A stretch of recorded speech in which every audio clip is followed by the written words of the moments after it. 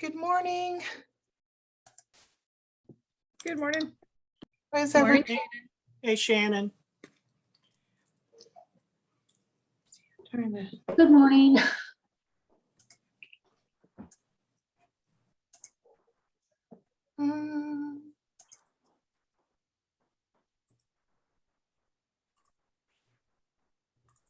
Well, I lost my agenda.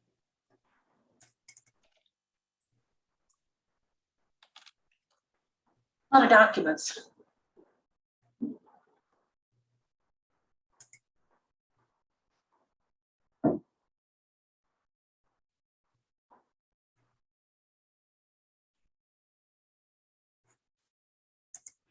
It's okay.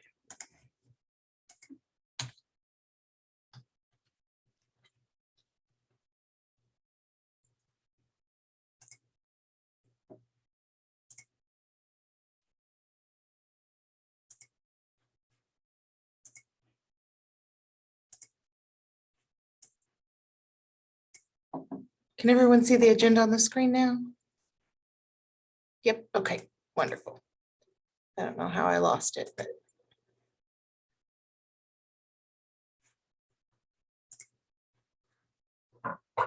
Did everyone fare the snow and ice last week or the week before last? What week was that? It was just last week. And I know it's all running together. It's been a crazy start of a new year. Good morning, everyone. Good morning, Kate. It's been a little wild here. The week before the snow, we actually had about half my staff under quarantine. And so we had to go back to curbside. And then we Oh just my opened gosh. up and then we had to close again for 3 days because of snow. It's like, okay, Wow. it's just not a good week. No. The year has started horribly. We closed in November and December for COVID closings, and then of course weather in the new year. So it's not been the start that I was hoping for. Sorry.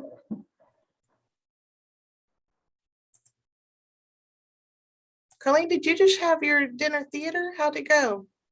It's in 2 weeks. Oh, it's in 2 weeks. Yeah, it's in, yeah, which is good because I don't have it ready. I'm not prepared yet.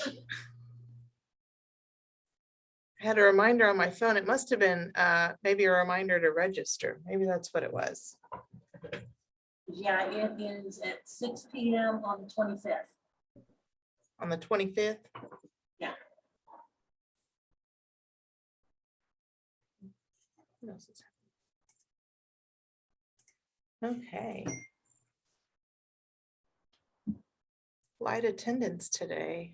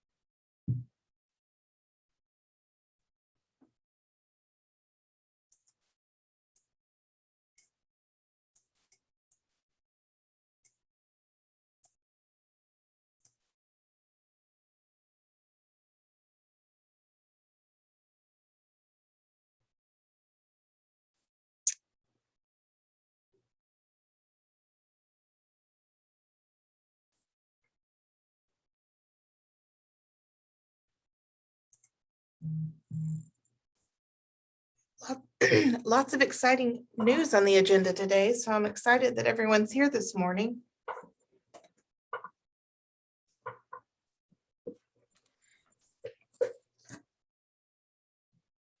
This is Rebecca. For the minutes that I'm taking, someone's registered on here just as iPad. Who is that?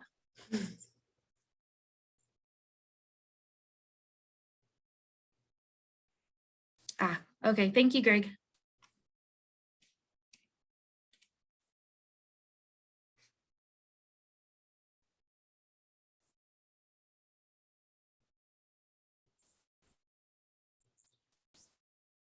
I've got 10 o'clock, but I'm going to give it just a couple of more minutes in case people are still connecting before I call the meeting to order.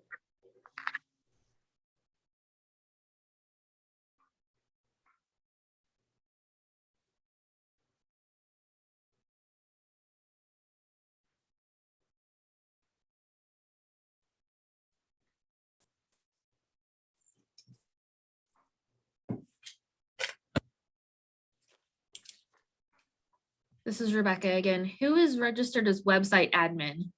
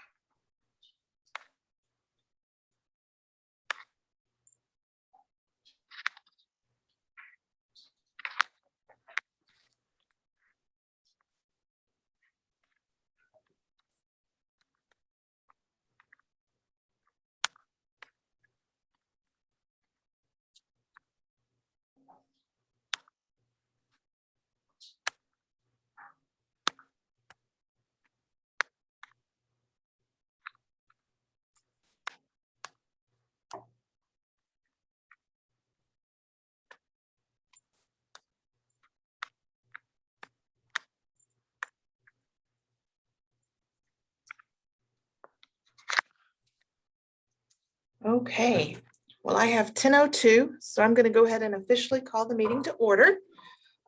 First order of business, the minutes from December 9th. Those were sent out with the meeting packet. So I hope everyone's had a moment to look over and review the minutes.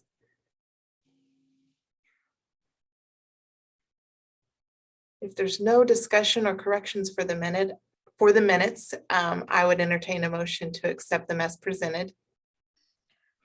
I think the date for the next circulation committee meeting is wrong. Not that that's a big thing. I think it says it was going to be on the 8th of January and it's always later in the month. So what was it, Meredith, the 18th? That's probably what it is. It just left out the 1. Okay. I'm looking on the calendar. I may have had it wrong on the minutes. Let me check here.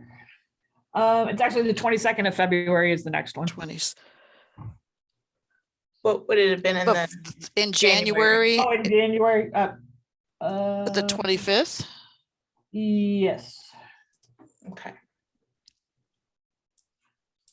Noted. Any other corrections?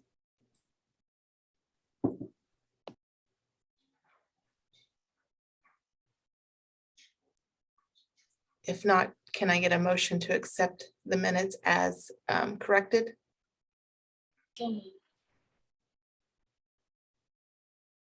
Colleen, was that a motion? Yeah. Yes. Yep. Can I get a second? This is Ron. I second the motion. Thank you, Ron. Any further discussion? All those in favor? Hi. Aye. Wonderful, thank you. Okay, I'll give a really quick report. We are scheduled for our annual upgrade, still tentative for Wednesday, April 20th. I don't have the confirmation from Equinox just yet, but I assume that that's probably going to be the upgrade date since they haven't reached out to ask for a schedule adjustment at this time. We'll be upgrading to version 3.8, but it will not include the simple reporter. They don't anticipate the simple reporter coming out until October. So it looks like it will be in our next upgrade in April of 2023. So simple reporter should be a part of version 3.9. So that's still in the hands of the international Evergreen community, and they're working that add-on, that module into the official Evergreen code base. So that's where they are with the simple reporter at this time. Just a reminder that they ask us to do a migration freeze 2 weeks before and 2 weeks after our upgrade. So that window I have there from April 6th to May 4th is just kind of an estimate. It's an approximation, but that's about when they'll ask us not to schedule any migrations, which at this point, we're past the point where we could schedule migrations, but just so we're all on the same page. Cedar County, they have completed their rebar coding and they're now resource sharing. They began resource sharing on January 10th. I have not heard from Tiffany, but I think that that's going pretty well there at Cedar County. Reynolds County, their Centerville branch went live on January 20th and their Ellington branch went live today. So they're doing staggered live dates by branch because they are cataloging. Reynolds County was not automated, so they're cataloging all their items live on production, doing add items or add holdings to Missouri Evergreen.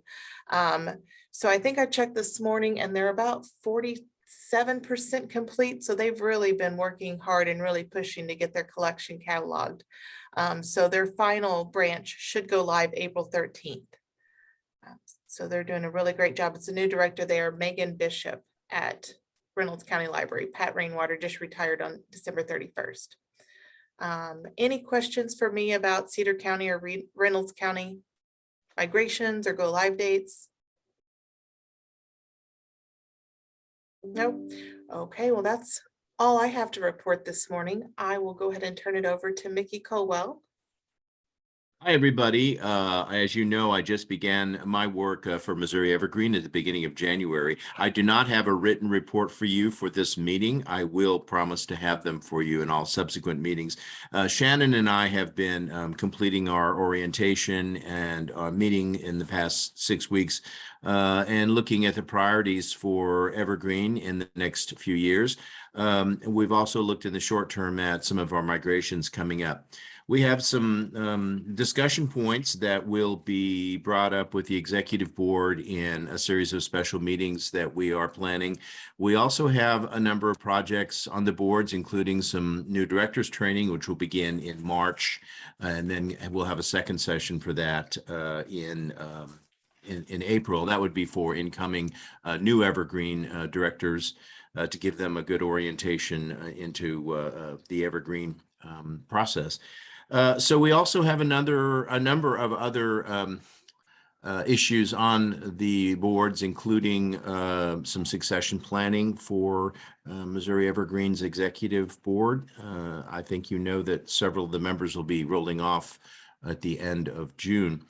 So my report is short and sweet. A lot of things in process right now. I think Shannon and I are setting priorities, and I've been reaching out to other members and other member libraries concerning some of our activities. So I'll leave it at that for now. And if Shannon has any specific questions or anyone else here in the meeting today has any questions for me, I'd be happy to answer. Thank you. I just will add that Mickey has been making phone calls to members and touching base. So I think he's working through that list. So if you haven't made contact with Mickey yet, he will be reaching out in the upcoming weeks to see how things are moving at your library. And if there's any Missouri Evergreen concerns you have that you want us to address or to think about in the future. Any other comments or questions for Mickey? I'm not monitoring the chat, so if somebody sees a message in the chat, please read it out for me. I'm monitoring it, Shannon. Thank you. Thank you.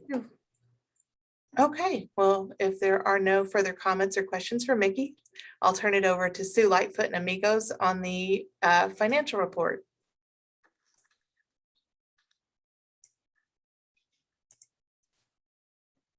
I'm not sure that Sue's on the phone call. Kristen, are you on the phone Yeah. call? Thank Yep, you.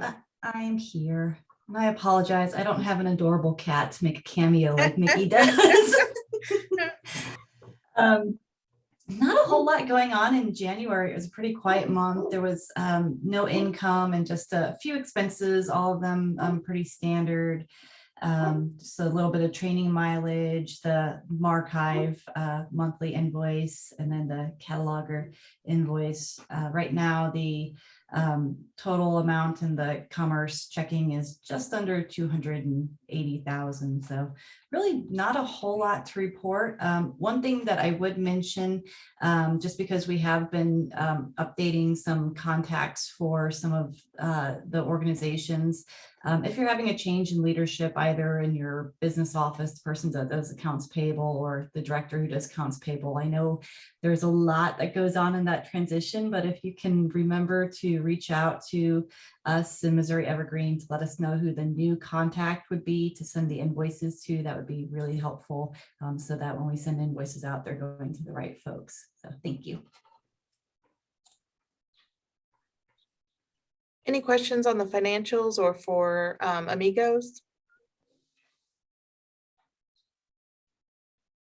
No. Okay. Well, we'll move on to the next order of business. Nate with the cataloging committee. Good morning, Nate. Good morning. Oh, I'm having video issues. Oh, Nate, you're muted, I think. Yeah.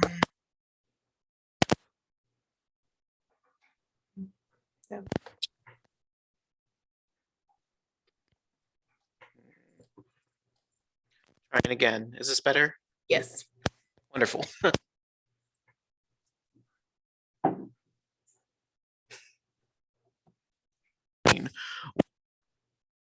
I'm sorry, it's- Nate. oh, Is everyone else hearing it? No. Nope. Okay.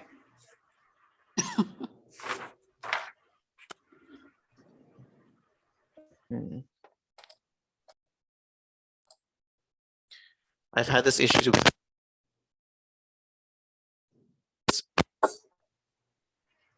Still not. Yeah, it cuts in and out.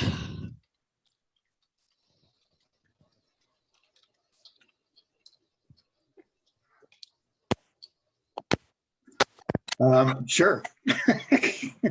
Hi, everyone. It's me, the consortium cataloger. Good morning, Greg. We have pretty much finalized both the basic and the advanced courses certification. Can you hear me? Yes. Okay. We have 2 PDFs for both of those sets of training, the basic and the advanced, that we are going to load onto a specific website that everybody can get to, whether they're a cataloger or if there's somebody else in the consortium that wants to go through that. And we have a series of task-based videos that go with each one of the individual headings in that certification training. I'm hoping that it's on the website there, but it may not be just yet. I think Yes. Nate and possibly Mickey were thinking about loading that. It has not been loaded But yet. the training is done. It has not. Okay. I'm really hoping that people will go through it, either catalogers and even people that want to be catalogers, or even some of the staff that do holdings information, because at least in the basic course, there's all kinds of good information in there for holdings and monograph parts and things like that. And what the other thing that we're looking for right now is maybe some feedback from people. I've been playing with this for the better part of 6 or 7 months now, and I'm much too close to it. So I'm not seeing some of the stuff that maybe I've forgotten, or I'm putting it in automatically. I really want this to go out to as many people that want to take it. We have discussed that all the catalogers are going to be required to take both courses, and that they're going to have, we're tentatively thinking about a 6-month window to complete all the training. Trying to think of what else we wanted to discuss. So Kate, I'm not sure if you can fill in some background on certification training with Missouri Evergreen. Yeah, okay. Okay. So for catalogers here and for directors to tell their catalogers, we're going to go over the certification and everything in our meeting. That's Monday. So we'll go much more in depth then. But so we're going to give, I guess, from Monday's meeting, 6 months out, like Greg mentioned, from there for everybody to complete both the basic and advanced. Everybody has to have, every library has to have at least one certified, Missouri Evergreen certified cataloger on their staff. Nate, do you want to try again? I found another headset. How's this working? Yeah, go Much for it, better. Much Nate. better. Yeah. Oh, wonderful. Okay, so I am sorry, I might have missed some of what was said during that time, but yeah, like Reagan mentioned, we hope to have it up on the website very soon with links going to both our videos and the documents. Monday, we do plan to cover all the cover the resources available to everybody at our meeting on Monday. And then from there, we hope to have the 6 month period for everyone to complete that. We are still kind of making sure, testing out the time estimates for each level, but we're hoping for each one to be about maybe 8 hours of content, or potentially more. Everyone will get through the training at their own kind of pace, and we recognize that everyone kind of has varying amounts of time to work on this. So that's kind of why we have that 6 month window for everyone to get through it all. But yeah, no, Greg's done a wonderful job putting all that together. I think the videos are a great complement to the text that he's put together. And I think it's gonna be really helpful for all of our catalogers to have this foundational knowledge and make sure that we're all on the same page. And Hey, so, Shannon wanted you to touch on the recertification as well. Yes, the recertification. So as part of our policy, that is something that we have to recertify every 2 years. mhm. So I had to think a second. But we are still kind of working through that to see what's the best way to do the recertification itself. If it needs to be as lengthy or what sort of topics need to be a part of that, what other options we have. And of course, we have a little bit of time to work through that portion since everyone's just starting their certification now. Recertification will take a little bit of time to get to that point, but that is something that we're going to explore in the coming months, hopefully, and we'll have more news about what recertification looks like compared to our initial certification. So Nate, you'll send out an email when all those materials are on the website, and that's when the 6 month timeframe will begin. Yes, hopefully we can have all of that up by Monday to show to the catalogers at the Monday meeting. But if for some reason that we run into some roadblocks, we'll send out a follow-up email after that, Okay. of course. Mickey posted in the chat that the videos are on the YouTube channel. Yes, those are there now, and there will be a direct link from the website to those playlists separately, and a lot of the individual videos are going to be linked from within the training document where that is most applicable. So yeah, they're up right now if anyone's interested in just having those resources available and reviewing those. And I think Nate had requested that we have a page dedicated just to cataloging certification, so it doesn't get buried in some of the other training content that we have on the website. Yeah, and I'm working with Ron on that. Okay. So here you have advanced cataloging certification and basic cataloging certification. It looks like 7 videos each. Yep. I tried to keep it pretty lean. Good morning, Mike. So I wanted to mention as well, I'm kind of going to reiterate what Kristen said earlier. If you have a change in staff for cataloging, please let us know. We want you guys to be set up for the listserv, and we want to support your catalogers, and we want to get them started with the certification process as well. I'm also going to add to that, if you know of a Missouri Evergreen library that has a new director, we're going to be sending out an email to the listserv about our new director's orientation that Mickey and I are going to host in March for new directors. And so that would be something we'll talk about, getting the contacts at your library up to date and monitoring that moving forward. So be sure to share to those libraries with new directors. Any, Shannon, maybe the other thing we should mention is the fact that I'm willing to travel if anybody wants face-to-face training. I think we're gonna try to do some regional structured face-to-face training so we Yeah. can hit more libraries at one time. So we are still looking through what regional in-person training looks like for Missouri Evergreen. We haven't landed on anything just yet, but we are trying to work through offering some in-person training around the state. Right. And we're also capable of doing Zoom training as well, or video training, virtual training if they want. Thank you, Greg. That's a really good reminder. So if there is a library that has a new cataloger on staff and would like some one-on-one training with Greg via Zoom or some other remote meeting platform, we can certainly make that happen pretty quickly.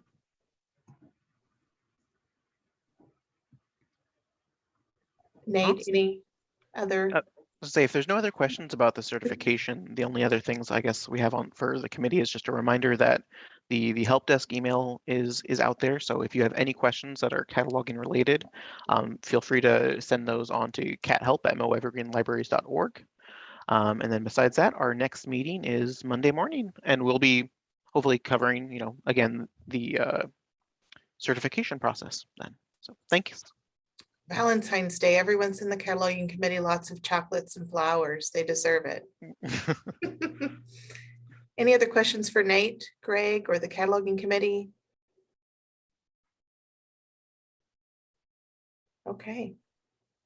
Well, I'm excited to get this next step rolling in Missouri Evergreen history. So I think it's going to be wonderful for our members who are still struggling to learn how to get things added to the Missouri Evergreen catalog according to Missouri Evergreen local cataloging rules.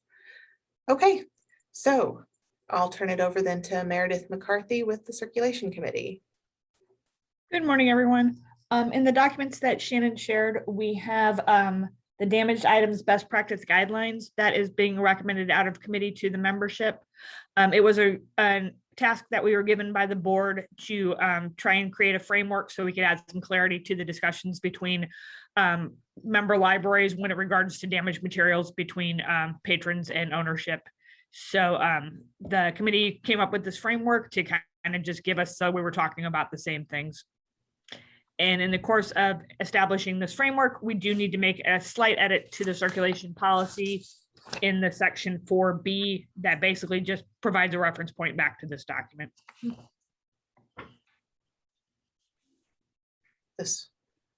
Can everyone see the CERT policy on the screen? Okay. Any questions for Meredith or feedback on the damaged item best practices guide? So are we voting on this today, the revisions, or? I wasn't 1000% sure what the process was. The board had asked us to accomplish said task. We did, and came forward with the recommendations for it to be adopted. So whatever that procedure is.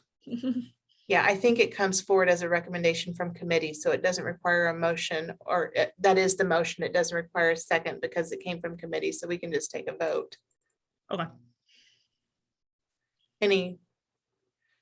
But I do want to give ample time for dialogue. Sure. Any other?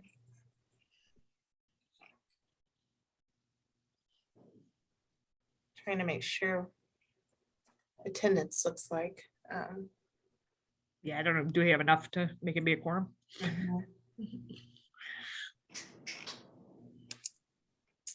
The document is great. The pictures are exactly what is necessary really to get everybody on the same page. Yeah, we had a little bit of fun getting those, and some of them were from an exhibit by the University of Delaware that they had on their damaged items. Oh.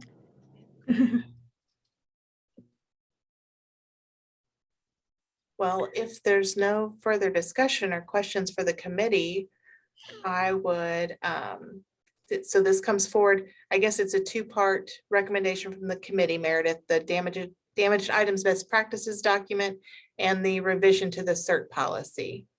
Correct. So those would stand as a motion from the committee. If there's no further discussion, I would just say all those in favor of adopting these documents as recommended by the CERT committee. Aye. Aye. Aye. And I would like to say any opposed? If you're not able to, obviously use your mic, please put your vote in chat. No, okay. Hey Thank you. Shannon, this is Dan. Sorry, I called in. I vote aye. Okay. Thank you, sir. It took a long time to unmute and I apologize, but I'm here. Okay, wonderful. Thank you. Okay. Well, thank you so much, Meredith and the CERT committee. I know that was quite a bit of work to undertake, and I appreciate all that you did to make it happen and to come to fruition. Sure. And procedure wise, do I need to send copies of these documents to Ron or whatever, or does the Yes, magic please. happen without? Okay. I'll Yes, send it to please. Ron. And he'll be posted. Yes, thank you. But, any other updates from the committee, Meredith? No, that's what we've got right now. Any other questions for the CERT committee? Okay, we'll move on to, I told the Reciprocal Borrowing Agreement Committee that I would reorganize the agenda. Some on that committee need to leave a little earlier. So I'd like to go ahead and jump down to reciprocal borrowing at this time, if that's okay with everyone. And I'll see if I can bring up that change in agreement. Can everyone see the reciprocal borrowing agreement on their screen now? Nope. No, I still have the damages. Yeah, still damaged. Try again. Now? Yes. Perfect. Okay, so is Jeff Trinkle on the call? Yeah, I'm here, Shannon. Wonderful, thank you. So what this is, it's the latest draft of the reciprocal borrowing agreement from Missouri Evergreen. It does include some input that I've got from Jacob and Steve, but it doesn't include some input we got from Diane Disbro that I feel is pretty valid and worthwhile. I guess some of the changes that were made to make this more inclusive, a little bit easier for other libraries to adopt and hopefully become a member of this program. We reduced, I guess, and kind of consolidated the borrowing programs are subject to the following limits section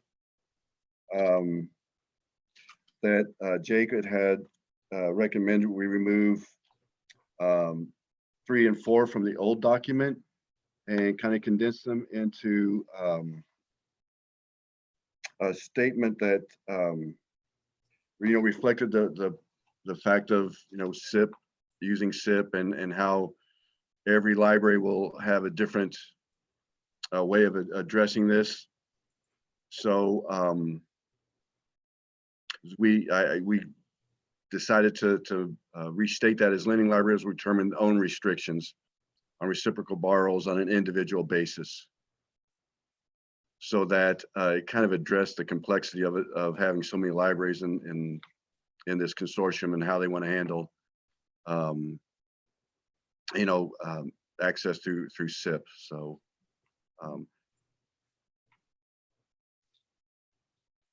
that was a change that was made. Now, Diane had recommended some of the language being used that we kind of went back and forth from lending to owning library. And so, to make it more uniform, I'd like to suggest we use the word lending, since it's kind of more in line with what we're doing with the materials in this agreement. Will be, lending amounts. So the from changing the owning library to lending library. And also, Diane, there was another one. The section that reads fines for lost and damaged books.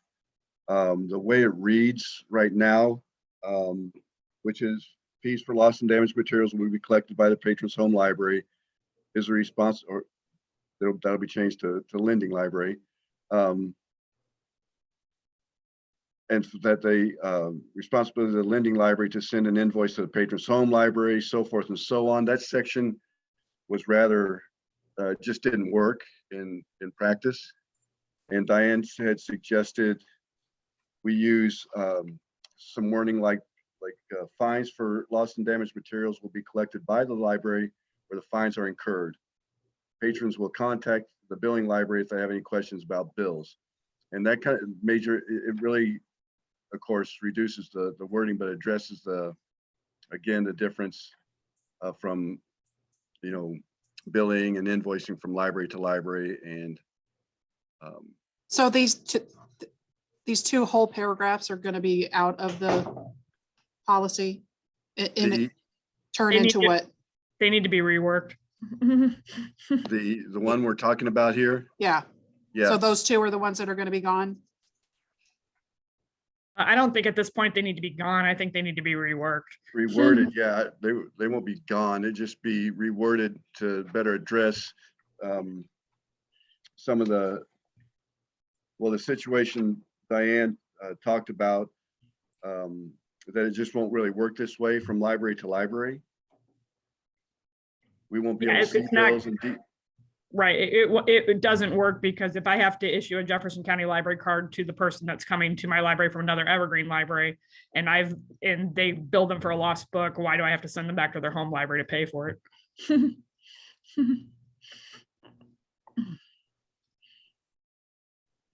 So it won't be removed, Kate. It'd just be reworded so it better kind of expresses what the process is. And the sentence that says the home library will call the owning library when materials are damaged to discuss what to do with them, that contradicts what we have in the borrowing with the best practices and the damages guidelines. We have some different wording in there that'll probably need to be included too. So here. Because the library that owns the patron doesn't get to decide the amount of the billing on the damaged item that belongs to a different library, according to the rules that we already have in place.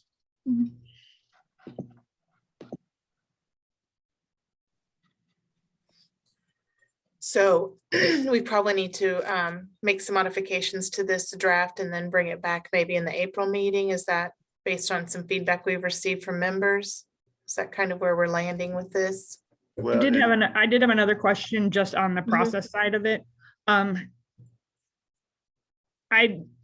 We're one of the libraries that is signed on to it now. And my understanding from when we went on to it initially, and that was in the Mobius timeframe, was Blake kind of described it as a checkbox, that he unchecked a box and then our doors were open and everyone could come in.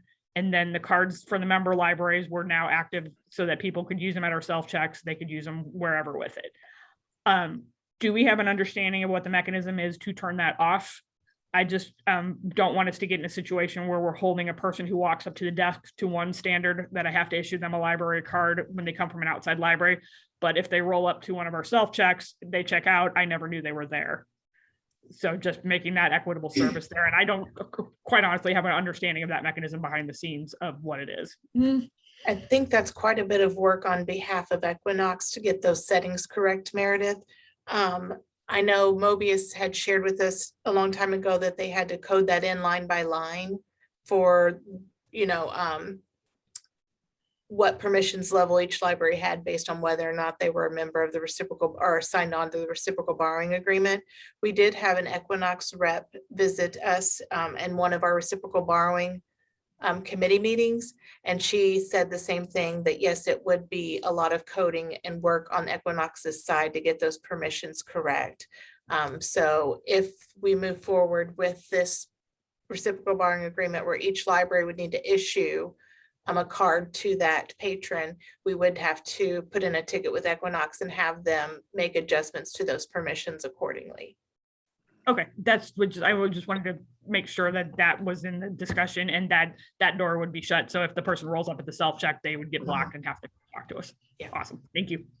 And I should add, it may be at a cost to us depending on the amount of work it will take Equinox. So we'll see that they may give us a quote for a cost associated with that change.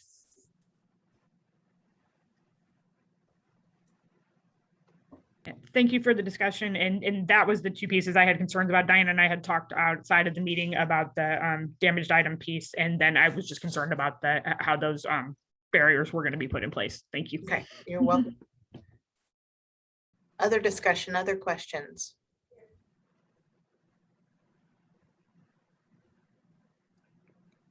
So I just want to recap. These two paragraphs will be reworked. And then a new draft will be brought forward for the April meeting. Jeff, is that where you Yeah. did? Yeah, Okay, Shannon, that's what I'll do. And what I'll do, I think maybe we should try and have a committee meeting between now and April. Just okay, to make sure I've addressed everything and, but I'll get this revision out to everybody on the committee early next week. And then we can see about setting up another committee meeting before April. okay. All right. Thank you, Jeff. You're welcome. This has been a complex one. I appreciate you.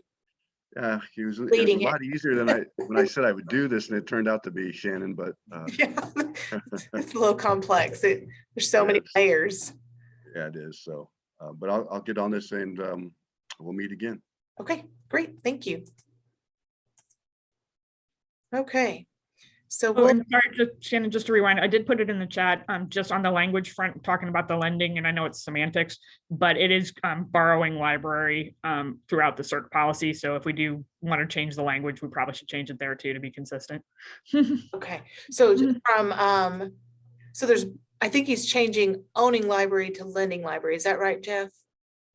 Oh, maybe I had it backwards then. Yeah. That made it more sense to me Yeah, as far as what we're, kind of what we're doing here is we're lending. So, Okay, so we call them owning in the CERC policy, so we may need to make an Oh. adjustment there and just change that to lending well, as well, just to be I'm consistent. not married to it. I mean, we Oh, could- I don't really care either. I just want consistency in language between them. let's go with lending then. Okay. So Shannon, do we need to amend that CERC policy motion or whatever to, or is that just semantics and I should just change it to lending for what I send her on?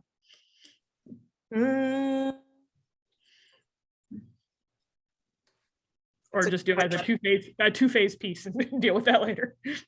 I think that we can go ahead and just move forward with calling it lending library. Since we're already making a revision to the policy. Okay, I'll make those changes in what I sent her on for putting on the website. So unless someone has some input into that change. Okay. Okay. All right, we'll move forward with committee reports to the reports committee. I'm not sure if Steve's on the call today. I'm here. Oh, wonderful. So basically the reports committee, for the time being, we're kind of in a spot waiting to get Simple Reporter going and start getting some, they sent around that their documentation on it, but it's fairly complicated in all honesty. And so we're just trying to wait and get that and maybe work out some little bit easier terminology than what's on those handouts that we got from Equinox. We could still make those available, but maybe break that down so it's a little bit easier and less daunting for people to create new reports from the Simple Reporter, because I do think that's something that people are going to be interested in once it becomes available. As we spoke about before, it's not magic. It doesn't make it a simple process, but it does make it easier than what it was before. And it's harder to create reports that are not going to complete. I think that's the big problem what we have now. So you create this report and it looks like it's going to complete and then it doesn't, and then it doesn't tell you why it didn't complete. And I think that'll cut down on that, but that's kind of where we're at now. Just kind of touching base with each other and waiting to be able to create those handouts. And we have an upcoming meeting next Thursday at 2:00. And that's pretty much all we have. Thursday at 2 o'clock. Yep. You write that down. So that's Thursday, the 17th, 2 Yep. p.m. Steve, are you guys getting very many requests for help with reports through the listserv? Not really. I don't know if anyone else, I've gotten 2 or 3 in the last couple months is all. So I wanted to offer that as an option to libraries who may be struggling with getting the report output you're looking for. If you want to open a discussion on the reports listserv, I think some of our really strong Missouri Evergreen reports people monitor that listserv and respond and share tips and tricks and can even help you maybe build a report if you're needing that service.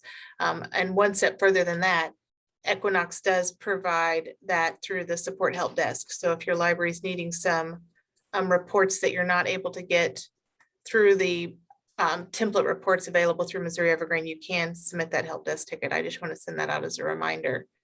Yeah, they're pretty good at helping. The one thing you have to be careful with Equinox, you have to be really specific on what you want because they don't always use the same terminology that we use. Oh. And a couple times I've done that and got reports where I could just tell that it wasn't the data I actually wanted. And then we worked through it and got there, but just be careful of that with Equinox in particular. Yeah, that's really good feedback, Steve. I've had that same experience, so. Questions for Steve or the reports committee, feedback? Nope. Okay, well, Steve, are you sending the email out about the meetings on the listserv? I'm missing those if you are.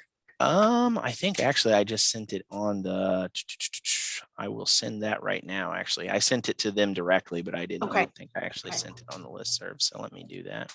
Perfect. Thank you so much. Uh-huh.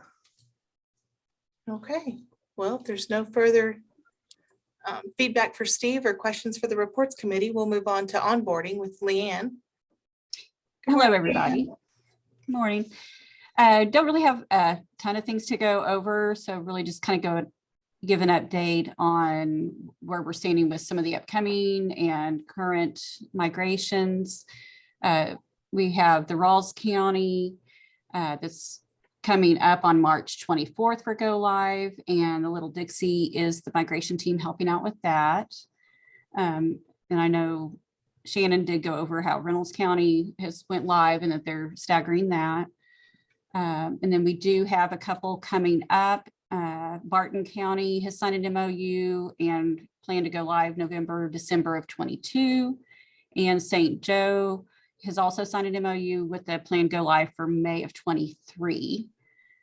And our next meeting is planned for April 7th at 10 o'clock. And if anyone wants to join those meetings, and especially the migration team libraries, give me an email and I'll be sure and send that invite out because I haven't been sending it like to the full listserv, but anyone who's interested in that, and I'll put my email in the chat so you can all have that. So if you want to attend, feel free to let me know and I'll send you an invite. And I'd like to add to that, I forgot to mention in my executive committee report, Hannibal Free Public Library, I think, will be taking Missouri Evergreen to their board at their next meeting. I'm not sure if they're meeting, if it'll be their February meeting or March meeting. The director there said that if they move forward with signing the MOU, that they would like to go live in the fall of 2023. They know they'll need to rebarcode items and issue new library cards. So they would like a full year or year and a half to go through that process if their board supports them signing the MOU. Secondly, I've heard through the grapevine that Morgan County is presenting the MOU to their board, but I haven't spoken to Morgan County directly and I don't have a signed MOU from them yet. I'm not sure what their anticipated timeline would look like for migrating in, and I don't have any information about their barcode ranges to know whether or not they would need to rebarcode items or issue new library cards. So, but that's the two libraries that I know that are considering Missouri Evergreen and looking to put that on their next board agenda. I feel Shannon, Steve said that Morgan County is taking the MOU to their board today. Oh, thank you, Steve. I knew I had heard something, but I didn't have exacts. So we may know more about Morgan County later this week. And as soon as I have a signed MOU from Hannibal, I will update the membership and let you know that we've received that. So that Leanne and Shannon too. I wanted to say that since we have these awesome new trainings with the new director training and the new cataloging training, we have those set up that we should probably put that in our onboarding timeline somewhere. Okay, thank you. Okay, yeah, thank you, Kate. That's good feedback.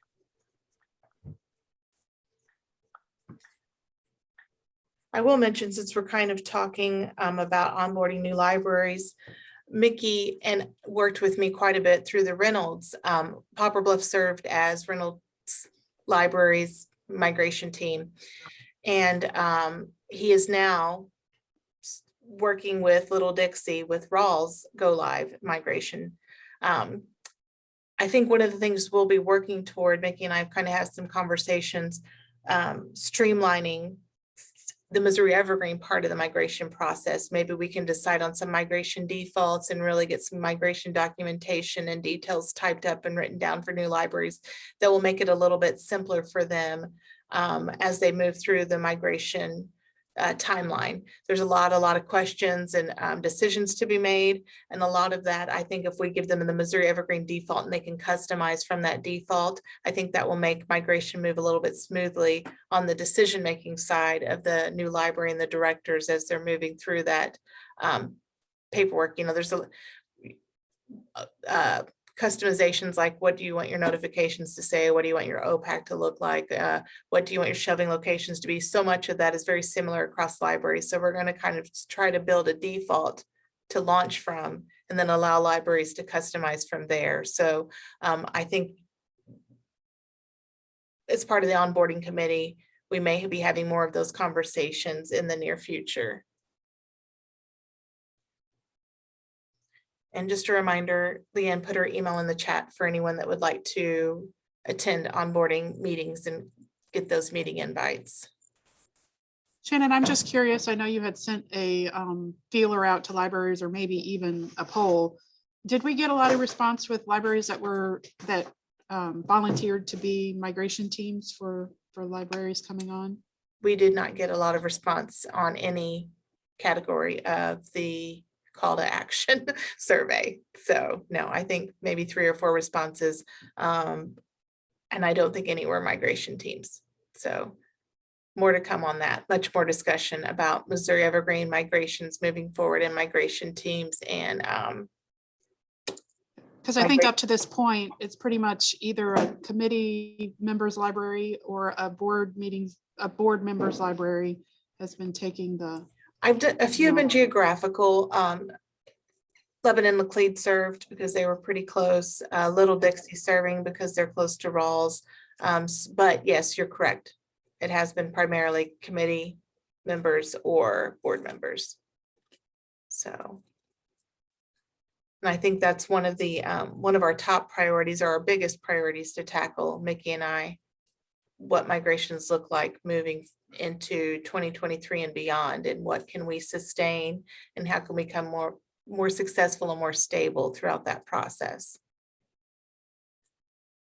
So we'll be having lots of discussions, and in fact, it'll be a pretty large discussion for the special board meetings that we'll be having soon.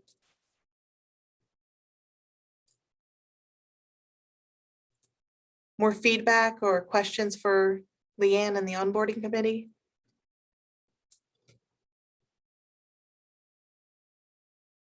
No? Okay. Well, we've covered reciprocal borrowing, so I'll move straight to the Amigos report. I did ask Amigos to start sharing a report of activities just so we kind of get an idea of what the work looks like to run Missouri Evergreen and what type of task Amigos handles for us monthly or bi-monthly, so that we kind of, one of the things I really want us to start discussing and really having a larger conversation of and making ourselves really aware of is, what does it take to run Missouri Evergreen? I really think we need to know, what does that work look like, and what changes need to be made to run Missouri Evergreen when it's 60 members, 70 members, 80 members, because as we grow with 5 new members a year, we grow larger and larger, and that changes how we run our consortium. So we need to really be aware of what are the actions it takes to keep Missouri Evergreen successful, to keep it sustainable, to keep it in a trajectory of growing at however many libraries we want to migrate in a year. There's a lot of work that goes behind that. And I think we need to know what that work is, what it looks like, and how it needs to change to manage the Missouri Evergreen of 2023, 2024, and 2025. So as a part of that kind of discussion, I've asked Amigos to really give us some background on what activities they do each month to make Missouri Evergreen successful.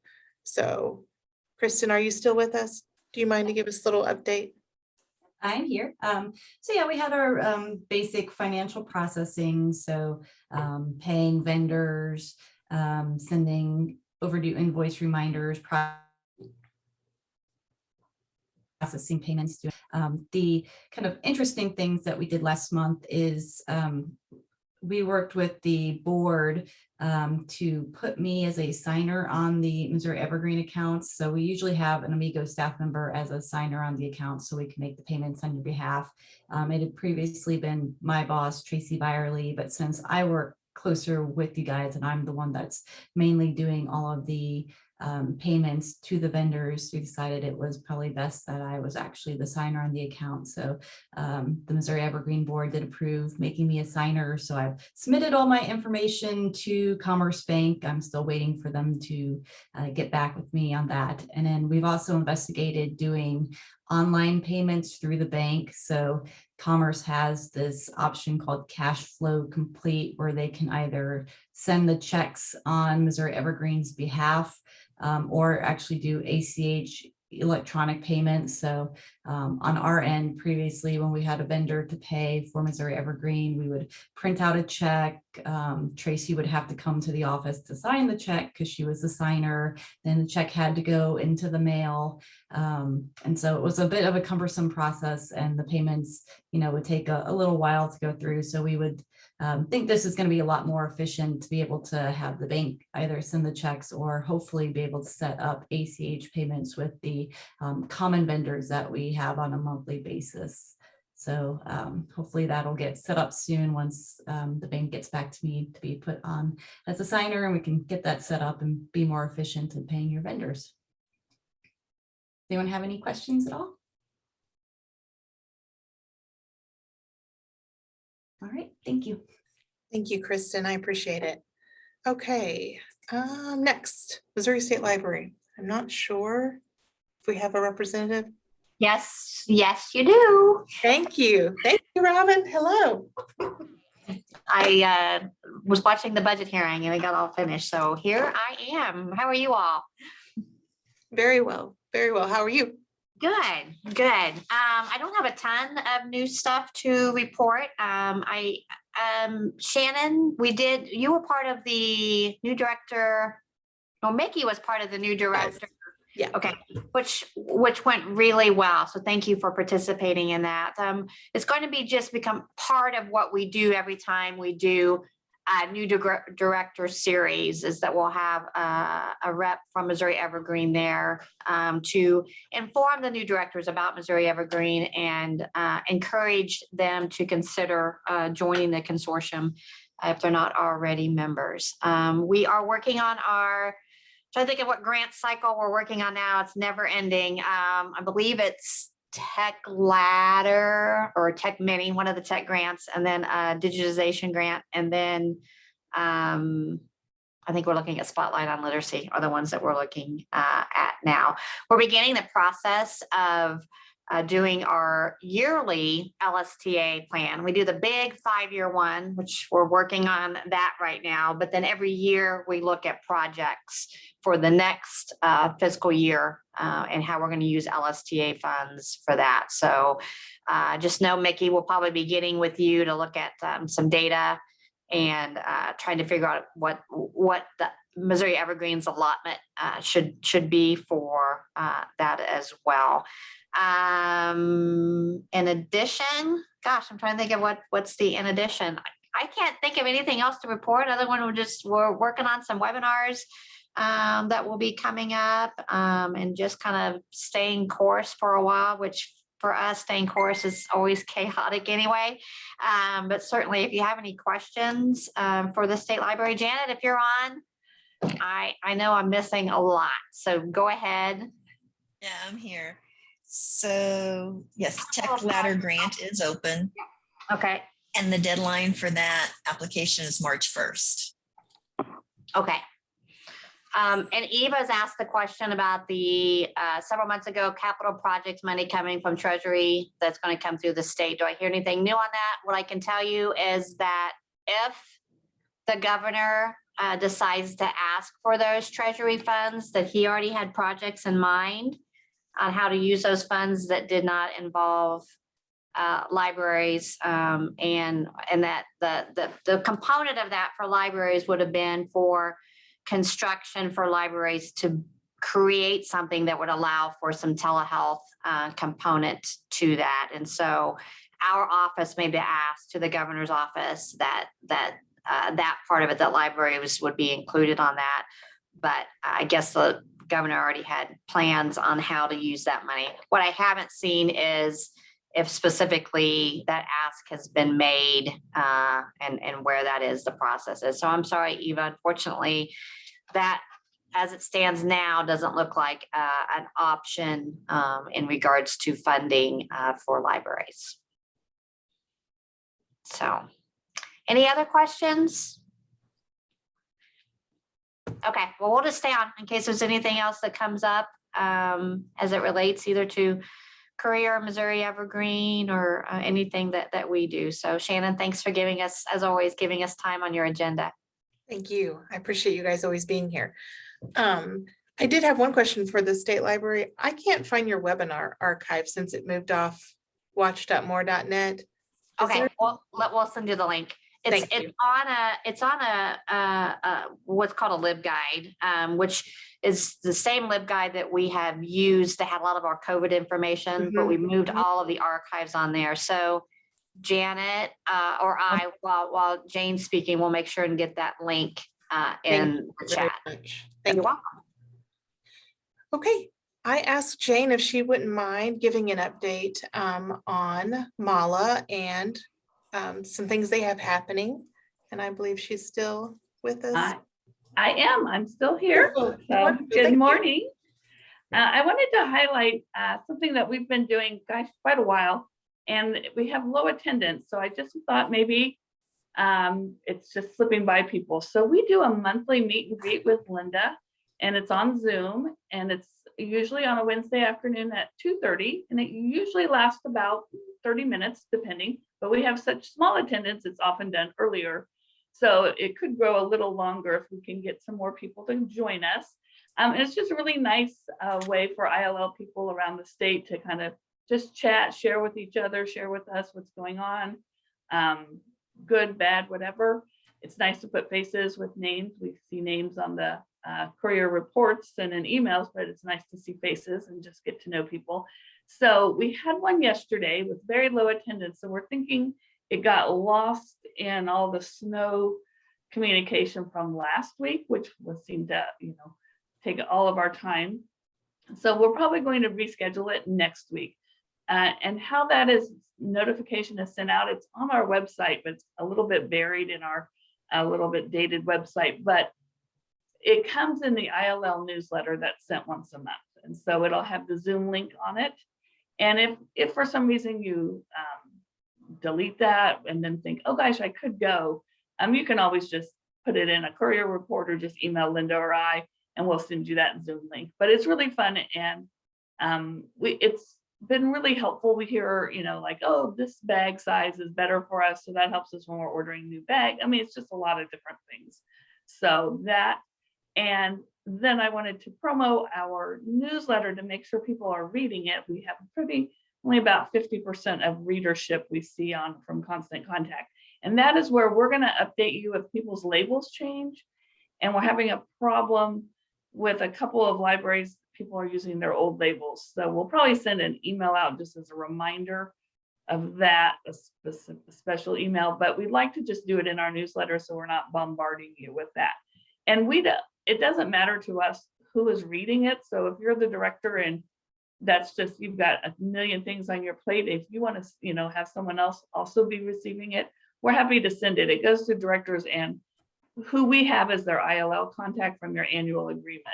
But we all know that sometimes the people who have to sign those documents are not really the people who need to be, keeping up on it on a, monthly basis. So we're happy to add anyone you want to the newsletter. We would just like to make sure someone is keeping it, we only send it once a month. And then I wanted to, with all the things in the news, promote, we're doing, our other part of our Mala is professional development. And we have some great webinars coming up on intellectual freedom.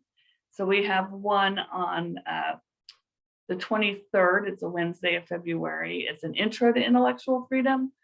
And then we also will have a follow-up second part in March, on March 16th, with more specific what to do if you're having challenges and kind of running through scenarios and stuff. You can sign up for both separately. You can do one or the other. You can sign up for the first one and then decide like, oh gosh, I'm going to add the second one. So I did want to kind of promote those, since there's a lot of that in our daily news all over the country. So in Missouri has some too. So just if that is something you might have someone on your staff that has an interest in or you're worried about. So we've got a great group of people doing that. We're also doing a youth programming in March and kind of an interesting servant leadership one in April, which is kind of a flip on how you lead your organization. So kind of the hot topic buzz the last couple of years in other parts of workforce. So it's kind of trickling a little bit into libraries now. And as always, if you're having problems, last week with the snow that affected the whole state of a variety of different days, and then we thought everything was going to run on Friday, and then there was lots of road issues. So I got caught in a road issue headed to Arkansas on Friday. So it was kind of a crazy week. Unfortunately, Marcy let me know that there's more snow forecast later next week. So we'll hopefully be caught up before that happens. But, and on that note, if you're going to be closed, just put that in that on our website, the report form, and just mark it as a closure for, something. I know a lot of you have been doing it great when you have to close for COVID or electrical problems or new carpet or whatever, but just do that if you can. And if for some reason your last resort, you can't get to that, you can just email us.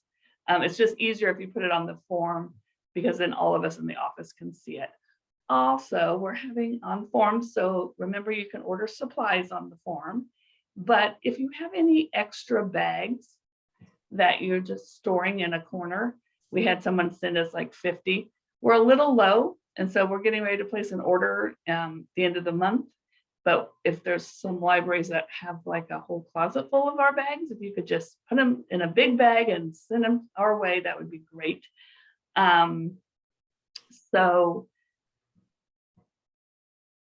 Mickey, I just saw that email. So they're still working. I'll call Henry and have them do another check. I'm thinking that 200 is probably sitting somewhere that got lost in the snow, because that was all kind of unrolling at the beginning of last week before the snow. So I'll give them a reminder call and see if we can find those items. Yeah, so if you're having problems, let us know. We diligently are in contact with Henry multiple times daily, like already this morning, 4 or 5 times. So you let us know and we let them know, and then we work back and forth with you to give you a result. Let's see, I think that was all I had on my list. Shannon, did you have anything else you wanted me? No, I'm glad that you brought up the meet and greet, because I'm not sure that everyone was aware of that. And I do want to reiterate about supplies. Sometimes we get calls out for supplies on the listserv. So I do want everyone to know that you can reach out to Mala to get restocked when you're running low. Exactly. And it's one of those, it's on that report form, it's a drop down and it just says supplies. So just let us know if you're like, and if you can be as specific, if you're like, oh, I take any kind of size of bags, or I really have a need for the larger, I'm fine on small. The more specific you can do it, that's better. And then if she's short, she'll let you know and say, as soon as I get some more in, I'll let you know. So I think it's under courier issue. Yeah, so under that. Supplies request, okay. Perfect, yeah. And then you just type in what you need. So just a reminder, we did put that link to that form on our Missouri Evergreen homepage. That's great. So, yep, so on our Missouri Evergreen homepage, right here in the top, is the link to that form. So if you need to report a closing, an issue with the delivery, or you just need restocked on supplies. Yeah. I think that's the best way to get that information to Mala. Exactly. As soon as you hit enter, it pops up on our Google form on our end that we all see. So no matter who's in or out of the office or in a meeting, we see it right away. And on that note, President's Day is coming up. So if you're going to be closed and you haven't reported that as one of your closures, you can either do it here, but there's actually another form on the front page about closures. So that's a more standard holiday, but a lot of you will have different holidays, you know, Truman Day, or some of you have State Fair Day. Any of those days that you're closed that you're like, that's not Thanksgiving, I probably should let them know. Let us know there. It's on, yeah. Is that the one? Yeah, exactly. I have the chat up in the thing. Yeah. So yeah, just let us know. And again, if you're struggling, you can't find it form, you can email that to us too. But it's just quicker to put it on there. And I will give you a little secret advance notice. We are working on a new website. So hopefully maybe in April, when I see you all again, we'll have our new website. It'll have all the same information, but it will be prettier and easier to maneuver. So we've been working on that for quite a while. It's hard when the website gets so much info on it to make it still easy to find stuff. Exactly. And we have trained you all so well on so many, and it was also hilarious to work with the web developers because they were like, they would bring us examples like, okay, so here's the bridal shop. How does yours look like this? Like, okay, we're not a bridal shop.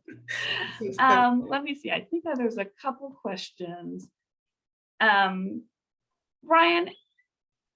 because sometimes when, like, say, for example, it's a delivery day that you don't normally do. If you do let us know, then in case there's a snow day like the day before and they're going to try to make up some days, they'll know you're closed.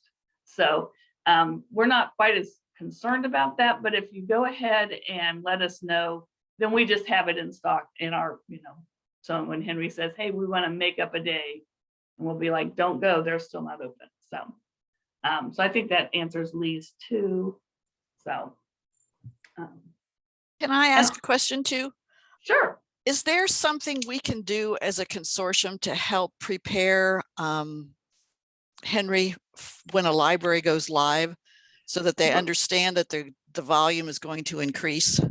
Great question, Diane. And we do that, but I will, the best thing to probably do is, just because, who we communicate with are not the drivers directly.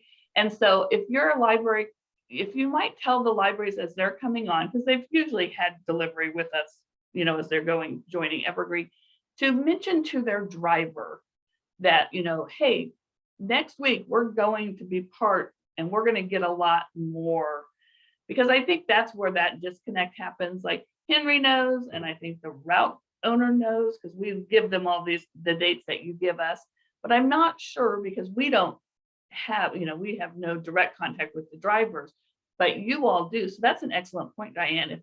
If you're, as you're working with that new library coming on, if you just say, hey, you might mention, because then they'll go back and they're in communication with their route owner all the time, and they can say, hey, we're going to start getting really slammed here. We might need to, get a different, move that on the route or something else. So excellent point, Diane. That's great. Thank you. More questions for Mala or for Jane? Okay. All right. Thanks all. Thank you, Jane. I appreciate it very much. And I do want to recap, keep the information flowing to Mala so they know how to adjust or adapt or to work with Henry, et cetera, et cetera. They can't make changes if we're not giving them the info they need to address the problems we're encountering. Great. Thank you all. Okay.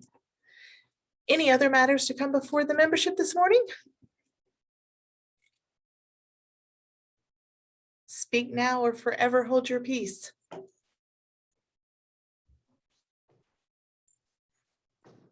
Okay. Well, if not, I would just want to say thank you all for being here this morning, and I would entertain a motion to adjourn. So moved. Thank you, Kate. Do I have a second?